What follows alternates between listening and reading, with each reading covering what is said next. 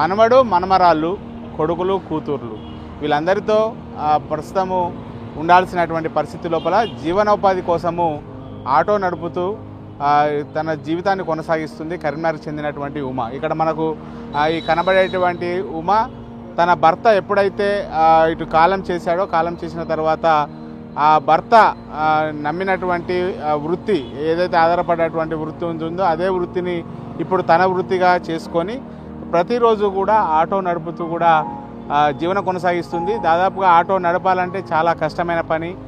ఇటు మగవారే ఆటో నడుపుతారనేటువంటి దానికి భిన్నంగా ఇప్పుడు తన కుటుంబ అవసరాల కోసము ఆటో నడుపుతున్నారు ఉమ. ప్రస్తుతం నాతో ఉమ ఉన్నారు. అమ్మ చెప్పండి, ఎన్ని రోజులు అవుతుంది మీరు ఈ ఆటో నడపడానికి గల కారణాలు ఏంటి? 6 సంవత్సరాలు అవుతుంది ఆటో నడపబట్టి. ఏంటంటే ఇక ఇల్లుకి రా ఇల్లుడు ఇవంతా ఇల్లుడు పిల్లలు చదువుకుంటున్నారు. ఇక ఏ పని మాత్రం చేయకుంటే మాత్రం తప్పదు కదా అన్నట్లు ఇక ఆటో నడుపుకుంటున్నాం. కానీ ఏమి ఆటో మీద ఏమి కూడా గిరాకీ ఏమి వెళ్తలేదు. బాగా ఆటోలు అయినాయి. మాది అశోక్ నగరే కానీ అడ్డ మీద ఉండు కూడా ఉండను. ఎందుకంటే మొగళ్ళతోటి అడ్డ మీద ఉంటే బాగుంటుందని ఇక లోకలంతా తిరిగితే 200 డీజిల్ పోయించుకుంటే అవి 500 అయినంటే ఇంకా 200 డీజిల్ పోయించుకోవాల్సిందే. మళ్ళీ మిగిలేది ఏం లేదు అందులో. ఆటోలు కూడా బాగైనాయి. దూరం అంటే 50 రూపాయలకి ఎక్కువ ఇయ్యరు. చాలా దూరం వెల్లుడు మళ్ళా ఇట్లా అవుతుంది. చాలా కష్టం ఉంది గిరాకవుడు కూడా. రోజు ఈ ఆటో నడపడానికి ఏ టైంకి వస్తారమ్మా? అంటే పొద్దున 9 వరకు వెళ్తానండి. ఇక పిల్లలు స్కూల్కి వెళ్ళిన తర్వాత 9 వరకు వెళ్తా. 9 వరకు నుండి 5 వరకు దాకా నడుపుతా. 5, 6 వెళ్తూ ఉండే మటుకి. మళ్ళీ చీకటి అయిందంటే వెళ్ళాను. ఇక నైట్ దాకా నడపాను. 5-6 గంటల దాకా నడుపుతాను. అంటే గతం లోపల మీ ఇప్పుడు భర్త ఈ ఆటో నడిపేటువంటి వారా? అవును, మా భర్త నడిపేది ఉంది ఆటో. నేను కూడా అప్పుడే నేర్చుకున్నా. అప్పటి నుండి అంటే అప్పుడు మీ భర్త ఆటో నడిపేటప్పుడే మీరు ఆటో నడపడం నేర్చుకున్నాము.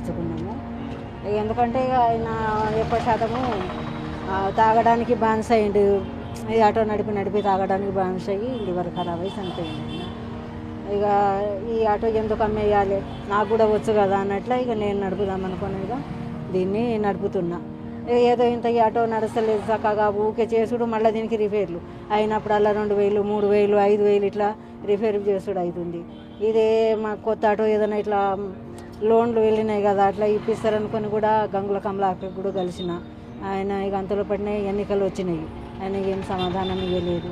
ఇట్లా ఎవరన్నా కొంచెం సహాయం చేస్తే మంచిగా ఉంటుందని అనుకుంటున్నా. మా కొడుకు కిడ్నీలు కూడా ఖరాబ్ అయిన ఎవరైనా కిడ్నీలు. మీకు పిల్లలు ఎందరు? 2 కొడుకులు 1 బిడ్డ. ఏం చేస్తారు వాళ్ళు ఏం చేస్తారు? బిడ్డకు పెండ్లయింది, పెద్ద ఆయనకు పెండ్లయింది. 1 బాబు 1 పాప ఆయనకు. ఇప్పుడు పెద్ద వాళ్ళు ఆరోగ్యంగా ఉన్నారా? ఆయనకు పెద్ద ఆయనకు 2 కిడ్నీలు ఖరాబ్ అయ్యి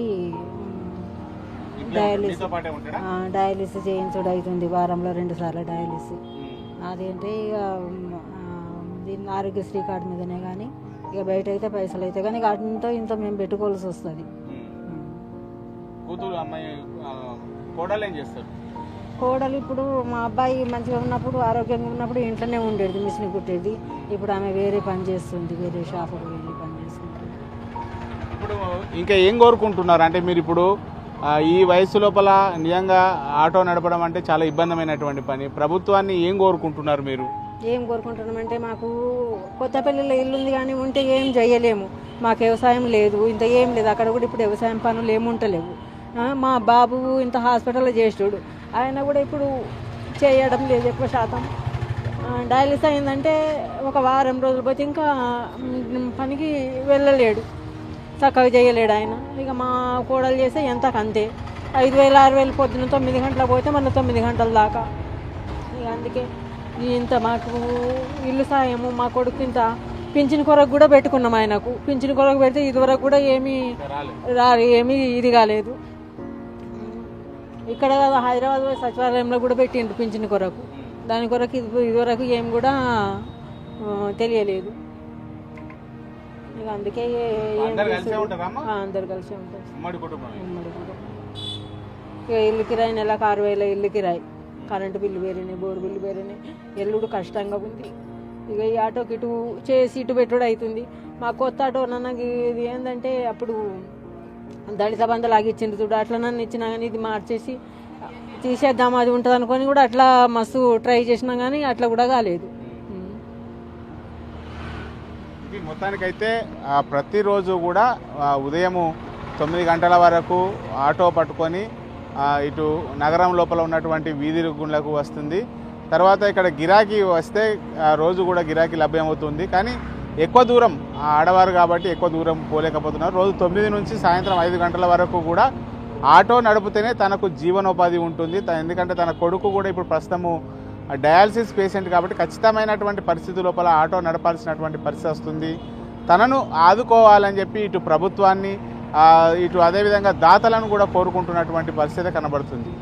కెమెరా పర్సన్ అంజితో శ్రీనివాస్, బిగ్ టీవీ, కరీంనగర్.